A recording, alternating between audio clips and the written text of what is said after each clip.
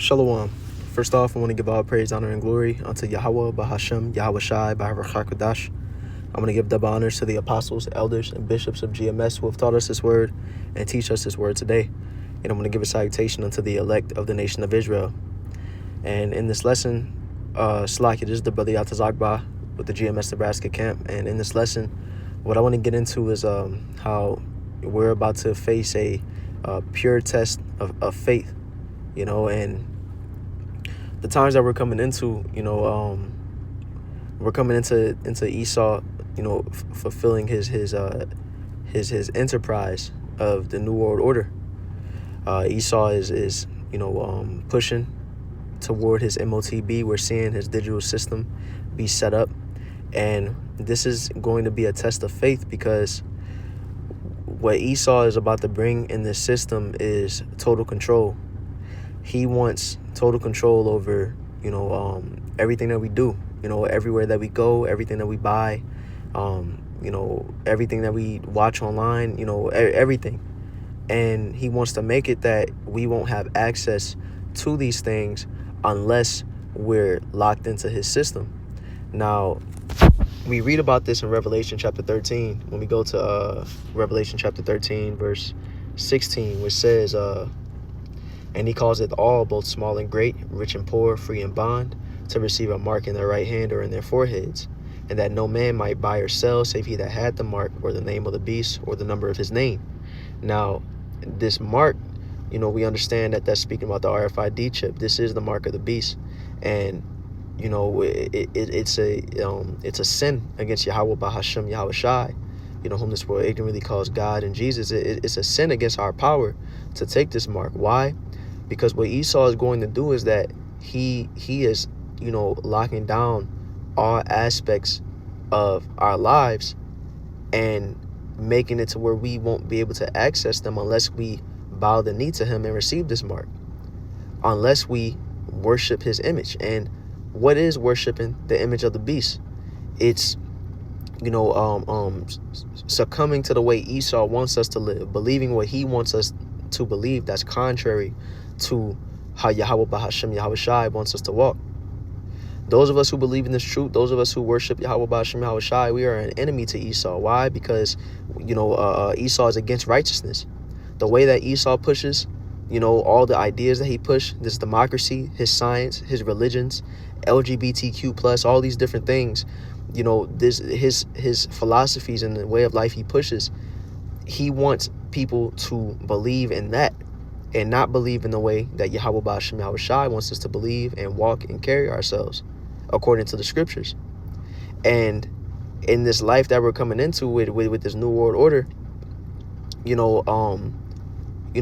we're going to have to still reject Esau's image, but that's going to come with consequences. It's going to come with penalties, and those penalties are going to come by way of not being able to buy or sell, not being able to, do certain things. Because before the mark comes out, we're going to be having social credit scores. It's just going to be total surveillance. And through that surveillance, through these social credit scores, through these different parameters and controls that Esau is going to have, that's going to lock us out of being able to, get a job or receive any type of income. That's going to stop us from being able to go to the store and get things that we want to eat. That's going to stop us from doing a lot of different things. And that's when faith is going to have to kick in. We're going to have to really lean on Yahweh Bahashem, Yahweh Shai. And it's going to be a very bleak time, because Esau is going to have locked so many things down from us. When the scriptures say that we won't be able to buy or sell, that scripture encapsulates a lot. Why won't we be able to buy or sell? Why does it say in verse 15 that who don't worship the image of the beast should be killed? That's speaking of being literally killed, which is going to take a lot of faith to go through that. But before we even get to that level, when you go to the root of the Greek word for killed there, it means separation, which means we're going to be separated from society, which means that, our identification, the things that we need to get certain accounts and get into certain places, get a car or, get a bank account, all these different things, we won't be able to, because we won't, it's going to come a time where we won't be in this digital system, for identification, for, to go to the hospital, to get money, all these different things. And if you don't have money, you can't pay bills. That means that we won't be able to have a house. We won't be able to put gas in our car. Shoot, we won't have these phones. How we gonna pay our phone bill? You know, it's a lot of different things that come with denying Esau's system. And we speak about these things right now, and we bring out the precepts. We go into our forefathers' example of standing 10 toes down for Yahweh Bashim Yahushai. We read about Shadrach, Meshach, and Abednego, to where everybody was bowing their knee to that statue of Nebuchadnezzar. They didn't kneel, and they was thrown into the furnace. But they was protected by Yahweh Bashim Yahushai. We read these different examples, but nothing is going to be like actually being in this situation. It's going to be very difficult. It's going to be the hardest time of our lives. It's going to be the darkest time of our lives. And that's when faith is going to have to really, we're really going to need to have faith in that time. As the scriptures say in Isaiah chapter 50, verse 10, it says, "Who is among you that feareth the Lord Yahweh, that obeyeth the voice of his servant, that walketh in darkness and hath no light? Let him trust in the name of the Lord and stay upon his power." What this is saying is that, for those who truly fear the Lord, for those who truly will lean upon Yahweh Bashim Yahushai in these times that we're coming into, we're going to have to believe even in darkness. Let's bring a literal example. If you're in a completely dark room, you can't see anything, but you have a voice calling out to you that's telling you what steps to take, where to reach out, how much to walk, what to do in that room of darkness. It takes faith to believe that voice is guiding you the right way. And so through these scriptures, through Yahweh Bashim Yahushai's promises, the prophecies that we have been given, these words that we read, we're going to have to truly believe on these things. These things are going to have to truly be within our spirit and our mind in the time that we're coming into, because we're going to be losing. We're going to be isolated from this world, where not only are we going to lose everything, but then we're going to become enemies, not only to Esau and the government, but to the people around us. Just speak about, let's see, Matthew chapter 10, I believe it's chapter 10. Let me see. It's like, I'll try to find it real fast. Yeah, let's get Matthew chapter 10 and verse 22, which says, "And ye shall be hated of all men for my name's sake, but he that endured to the end shall be saved." People are going to hate us for fighting against this system. We're going to be looked at as terrorists. We're going to be looked at as evil, because of the propaganda of the time, because of us standing stiff for Yahweh Bashim Yahushai. We're going to be looked at as weirdos, bug outs. Our very family is going to be pushing us away. As it says in Matthew in the same chapter 10 and verse 36, it says, "And a man's foes shall be they of his own household." It's a lot of people that we know personally, so-called friends and family, that's going to be pushing us away. And so it's going to be heavy isolation, and these things are going to serve as everything that Esau is going to be doing to try make us kneel to that system, to try to make us succumb to his ways, is going to be to try to break us, to break our faith in Yahweh Bashim Yahushai. And the thing is, the Lord is going to allow it for a time. The reason why is because he wants to see who really does believe in him. We preach it right now. We say that we believe right now. We say the things that we're going to do, but in that time, we're going to have to back it up with action. And the Lord wants to see who's truly going to continue to walk and stand stiffly for his name, for his way, even despite all these things that we're going to face. Let's read 2 Ezra chapter 16, verse 70. It says, "For there shall be in every place and in the next cities a great insurrection upon those that fear the Lord.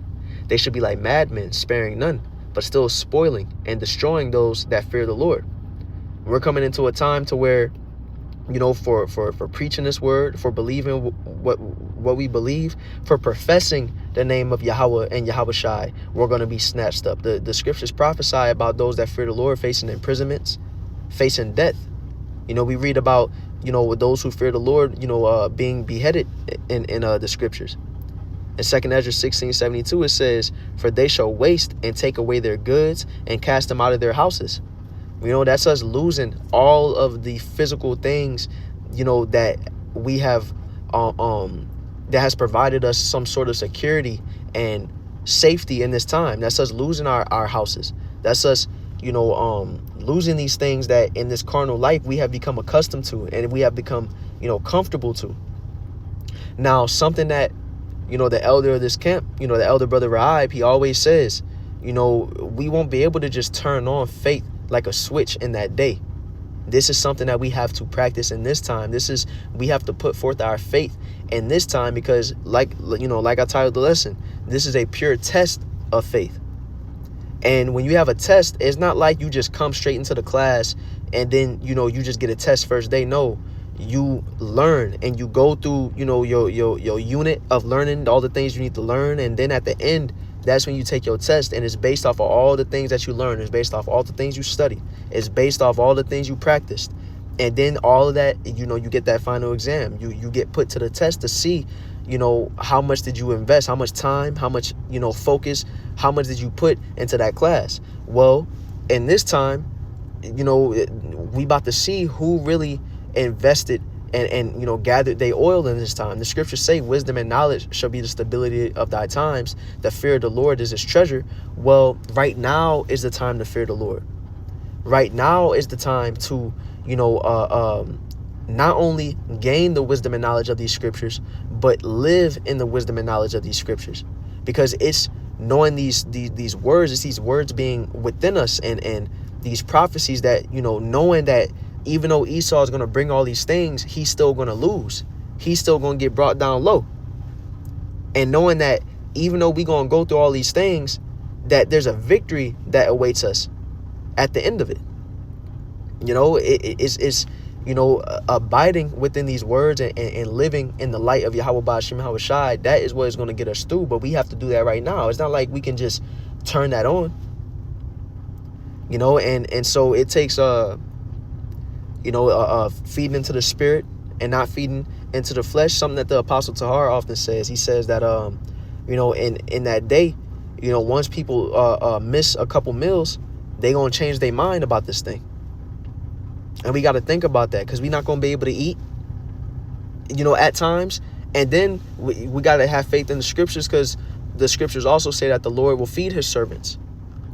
We have to look at the different times where angels provided food for the Lord's prophets. So, it all takes belief, and it's not going to be easy. The scriptures say hope that is seen is not hope. It's going to seem like, all hope is lost at times. It's going to be bleak. But just like we read that Isaiah 50:10, in that darkness, we got to still trust in the name of the Lord and stay upon our power. Let's go back to 2 Ezra 16 and verse 73. It says, Then shall they be known who are my chosen, and they shall be tried as the gold in the fire. And the elect are often likened to precious gold. But to get, a precious gold or a precious metal, there's a long, tedious, and violent process from getting that stone or that gold from being that raw piece of gold to that final product that we see of that gold block that looks, that's shining, that's precious and beautiful. It goes through a process of being burnt in the fire and then beat, and getting all them impurities out. And then that gold gets cooled back down. Then it gets burnt some more.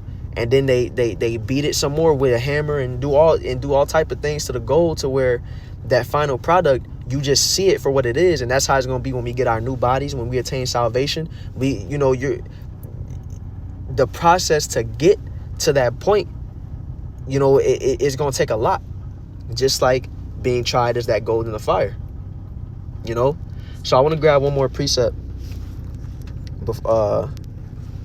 which is Hebrews chapter 10, verse 34, which says, For ye had compassion of me in my bonds, and took joyfully the spoiling of your goods, knowing in yourselves that ye have in heaven a better and an enduring substance. Now, this is, if I'm not mistaken, this is Apostle Paul. Yeah, this is the Apostle Paul speaking to, the Christians. And I use that term Christians because the original Christians, not only were the original Christians Israelites, which the true Israelites are the Negroes, Latinos, and Native Americans. But the term Christian meant a lot more in the times of Rome when this was written. You know, anybody can just be a Christian now. You can do whatever you want and claim you're a Christian. But in that time, being a Christian, you faced persecution. You faced attacks from the Roman, powers that be. You know, you faced attacks from, Israelites that thought that the people following that, the Israelites following after Yahweh Shai was bug outs. There was a lot of pushback from being a Christian. It wasn't no easy life. And so this is why the Apostle Paul, he's speaking that, at one point, let's read this in the NLT. It says, Hebrews 10:34 in the NLT, it says, you suffered along with those who were thrown in jail. And when all you owned was taken from you, you accepted it with joy. That takes a spiritual mind. The type of mindset that we're going to have in these times we're coming into. How could we go through all these things? How could they go through all these things, having all their stuff taken, being put in prison, having their belongings stripped from them, but still take it with joy? It takes a spiritual mind. It takes knowing that even in death, we have a reward to come in the kingdom after this. What does it say? It says, you knew there were better things waiting for you that will last forever. And this is why the scriptures say to cast our treasures, don't lay our treasures on earth, but lay them in heaven, roughly paraphrasing. What's the point? Esau going, try to make us buckle to this system. Esau going to try to make us place faith in his way and not the Lord's way. And then what if we do buckle? Okay, we get the comforts of this life. We live how Esau wants us to live, and we get a home, or we get different, comforts and pleasures. For what? This place is going to be destroyed anyway. The Lord has it predestined that Esau is going to fail, and this whole society is going to be destroyed. And we're going to have betrayed Yahweh Ba'ashim Yahweh Shai for some temporary pleasure that won't even last. Now, it's easy to think about these things now, but when that time comes, you're going to have to continue to be in that mindset of knowing this stuff don't mean nothing anyway. So you can strip me of all these carnal things. You can strip me of even my life, because the Lord has my spirit. In verse 35, we're going back to the KJV, it says, cast not away therefore your confidence, which hath great recompense of reward. And that word confidence in the etymology, I believe it means with faith. Let's go to confidence in the blue letter, Strong's G3954, which says freedom in speaking, unreservedness in speech. Let me see how it is used in this precept in particular, which means, let me see, of the undoubting confidence of Christians relative to their fellowship with the Most High. Yep. Let me see, of the confidence impelling one to do something, so knowing that no matter what, Yahweh Ba'ashim Yahweh Shai got us. It says, cast not away therefore your confidence, which had great recompense of reward. For ye have need of patience, that after ye have done the will of the Most High, that ye might receive the promise. But doing the will of the Most High ain't just no cakewalk. Yahweh Shai did the will of the Most High, and we see what he had to do. And we have to carry our cross. In verse 37, it says, for yet a little while, and he that shall come will come and will not tarry. We're waiting on Yahweh Shai. But we're going to have to go through some things first before the Lord comes. It says, now the just shall live by faith. But if any man draw back, my soul shall have no pleasure in him. So we can't turn back. We got to continue to suffer. And, in comparison to the things that we're about to go through here soon, what we're going through now ain't nothing. But this is, a time for us to upgrade in the spirit. This is a time for us to exercise faith so that it can be, stronger for the time to come. This is a time for us to be feeding more into the spirit than the flesh, because that test is coming. It's inevitable. And we're either going to be on Yahweh Ba'ashim Yahweh Shai's side, or we're going to be on Esau's side, so Lord willing, this lesson was edifying. Once again, I want to give all praise, honor, and glory unto Yahweh Ba'ashim Yahweh